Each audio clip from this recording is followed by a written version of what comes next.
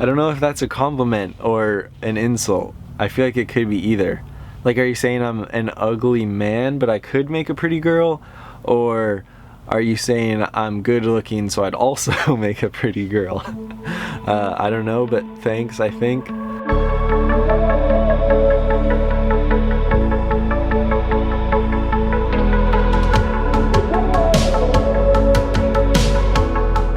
So I think like a couple months ago now, I made a van tour video just showing my van, my home, and it kind of blew up. It's at like 500,000 views right now, which is definitely more than I thought it would get and more than I can really even comprehend in my brain. But that video had a ton of comments and questions that were just too many for me to even address. It got to the point where there's just too many comments. It was overwhelming and I couldn't address them all. But there were a bunch of questions about just like what van life looks for me and specifics of my van, so I figured I'd just read some of those comments here and try to answer as many as I can. So I guess I'll just dive into it.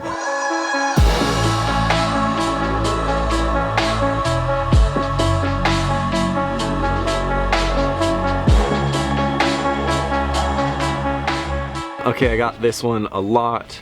How long can you run your desktop computer on your solar setup?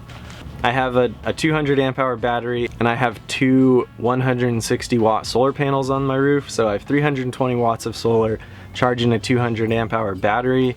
And if I have full sun, that's more than enough to power my desktop and still be topping off the battery. So if I'm in full sun, I can edit as long as there's sunlight.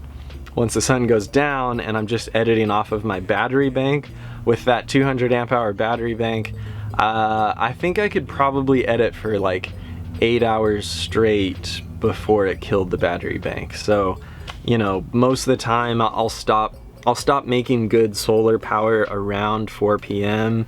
So even if I was editing straight from 4 p.m. to midnight, that would be fine. Wouldn't have a problem doing that. So for me, so far it's worked out no problem.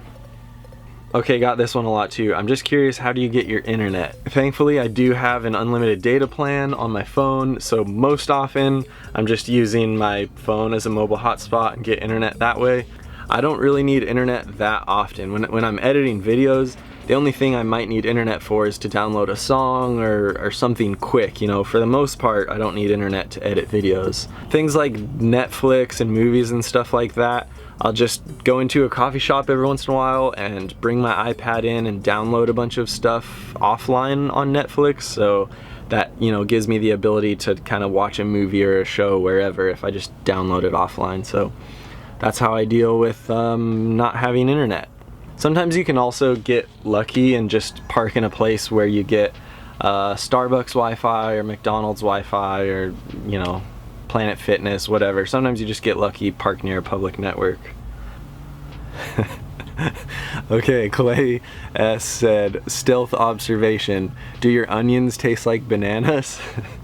That's pretty funny actually, because my banana hammock in that video had onions and bananas together.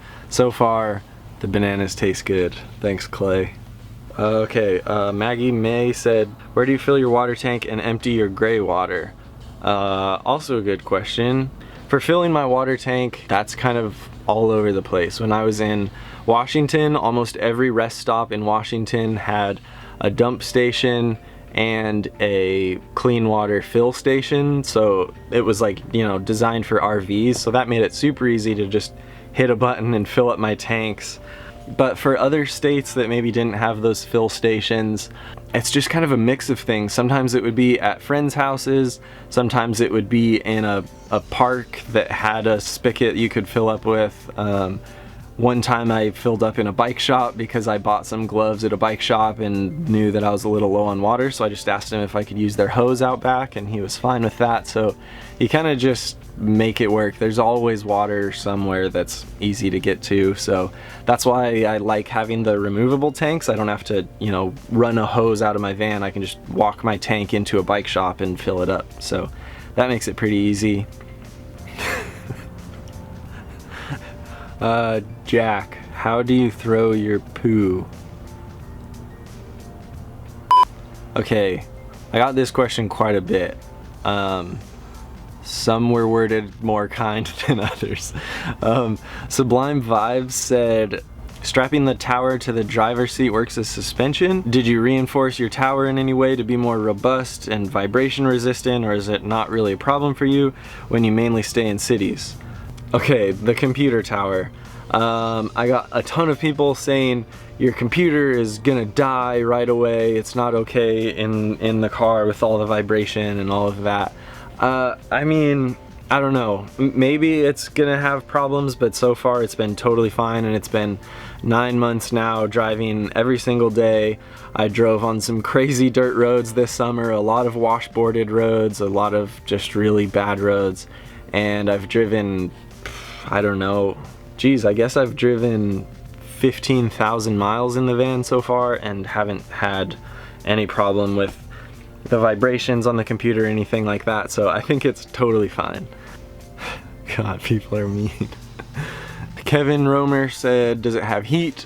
Yes, it does. I kind of glossed over that in the van tour video because it was the middle of summer and I hadn't been using it in so long that I forgot about it, but I do have an S-bar gas heater in the van. It's amazing for the winter time. That's the only thing that I had someone else install, so I took the van to Van Builds Customs in Denver and they installed the heater for me. But how it works is it actually just taps into the gas tank of the van and pulls just a tiny bit of gas, burns the gas, and then uses a heat exchanger to just cycle the air in the van and heat up the air in the van. And it works awesome. So that way it's dry air. It's not like burning propane where you get a bunch of condensation in the van. It's just good, dry, warm air. So yeah, I love the heater. It works real well. Oh, Ghoul asked, how do you wash your clothes? I just go to laundromats for that. So that actually works out really well because a laundromat is like just as good as a coffee shop for getting work done. There's almost always Wi-Fi, so yeah, I just do laundry at the laundromat. No shower, some Wi-Fi so can go online. Not many closet space. Yeah, no shower in here. It definitely would have taken a lot of space to get a shower in here, and I have a pretty small van. And I thought about a shower at first, but it just seemed a little excessive. I have a Planet Fitness membership, and so pretty much anywhere in the country I go, there's Planet Fitnesses, and I can get a workout in and get a shower in, so it works out perfectly. And it's also a really good motivator to stay consistent at the gym when you have to go to the gym to get your shower in. So I just shower at the gym. Toxic Horizon, let me know how you take showers. I don't know why. I don't know why that's a really funny way to ask that question. There has been a couple times when I've been in places that don't have a Planet Fitness, and sometimes you're able to find, like the town rec center will usually have a gym or a shower that you can get a day pass for, or you can buy a day pass at pretty much any gym. Some campsites have showers that you can sneak into. It's just, yeah, there's a bunch of different ways to do it. Dude, where do you shower? Man, a lot of showering questions. Bro, drive it to India. That is a great idea. I would love to drive it to India. I really wish I could. Is there like a ferry over the Bering Strait? Googling it. Don't know how to spell Bering. Bering ferry. Okay, Google says, despite the fact that a ferry could potentially cross from the USA to Siberia in 2 hours, political hurdles restrict traffic across this body of water. Makes sense. It is virtually impossible for a Westerner to receive permission to arrive on the Russian shores of the Bering Strait. Maybe someday. Maybe someday I'll drive the van to India. How is it that these van hobos know how to edit like beasts? Yeah, I don't know. I guess I haven't seen that many van video editors, but video editing's my first love over being a van hobo, so I don't know. Video came before being a van hobo. Where do you shower? Oh, refrigeration, okay. There was questions about the refrigerator. It's a sweet, isotherm refrigerator. They're basically made for boats, so it's just like a DC powered fridge and it works like a fridge. Okay, I'm running out of daylight, so I gotta finish these questions quick. Joss Soul R asked, how do you keep cool in the summer inside? And that, I kind of lucked out over the summer because I wasn't ever in that hot of a place. I was in Canada a lot and the Northwest for a lot of the summer, so it never got too bad other than a couple days in Kamloops. But you just really need to make sure you cover the windows. I cover the windows with this Reflectix stuff. That helps a ton because the biggest way your van is going to heat up is through the windows, so that helps a ton. And then I just crack the windows a little bit and run the ceiling fan to kind of get air cycling through. But I've never had air conditioning in my entire life in any house I've lived in, so I don't know, you kind of just get used to the summer being hot for a while. Joe Smith, that intro music. Sorry, Joe, my bad. Weird flex, but okay, homeless boy. Oh, people are funny. Is the van hard to maneuver in dense cities? No, it's not, but I could definitely imagine it being hard in the bigger vans. So I have the Ford Transit, the highest roof they make, but it's the short body length. It's not called short, I don't know what it's called. With the high roof, they only make 2 lengths, and mine's the shorter length. I did that on purpose because I knew I was gonna be driving in cities and I didn't wanna be dealing with driving a freaking bus around the city. So mine is not that hard. I can parallel park, I can turn on any streets, I don't know. It works totally fine. You just have to watch for low overhead places like parking garages and stuff. Marry me? Sure, why not? Okay, T. Lee, can you talk about any trouble you've gotten in? Tickets, whatever, neighbors? I have only had the cops called on me once, and it was in a very suburban neighborhood, and ironically, I was just parked in front of a friend's house that I was meeting up with the next day, and so she told me to park in front of her house, and the neighbors saw a van roll in late at night and no one get out of the van, and apparently that was enough to call the cops, which I understand to an extent. But yeah, I guess they were watching me pull up and saw that I didn't get out of the van, so they called the cops. But as soon as the cops came, they just kind of said like, hey, neighbors were concerned, just wanted to see what you're doing. I explained it to them, my friend came out and explained it to them, it was all fine. Other than that, no tickets, no troubles. I've had one security guard ask me to move because I was parked at like a shopping mall parking lot for too long, and usually I don't stay in parking lots anyway, just because it's way easier to park on a street where there's other cars and it's just, you know, less suspicious. Do van people just hate to shower or what? Maybe an odd question, but if there were to be an accident, what would you do? I would be very sad.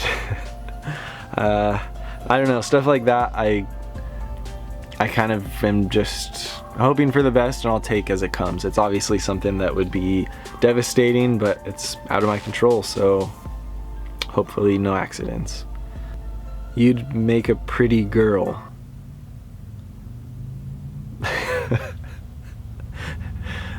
Thank you, I think. I don't know if that's a compliment or an insult. I feel like it could be either. Like, are you saying I'm an ugly man but I could make a pretty girl? Or are you saying I'm good looking so I'd also make a pretty girl? I don't know, but thanks, I think. Why not just get an RV? Because RVs are massive and they're not inconspicuous at all. They're not easy to park in cities. They'd kind of just be a pain. An RV would just be way too big and way too much of a stressor for me.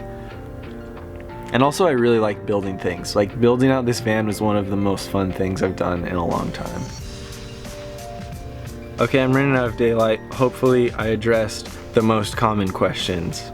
I think I did. That was a lot to scroll through. If you made it this far, thanks so much for watching. I appreciate you being here. I'm kind of just gonna be experimenting with with a bunch of different types of videos in the coming days, so feel free to leave a comment if you hated this type of video or if you liked it. This is definitely a very different type of video than I normally make, and I think it's a lot longer than the videos I normally make, so feel free to leave a comment if you hated this type of video or you loved it. I genuinely appreciate any feedback. Just be kind with your feedback. Don't call me names and stuff like a bunch of people did in the van tour video. But anyway, I appreciate you being here. Thanks for watching, and I will see you tomorrow.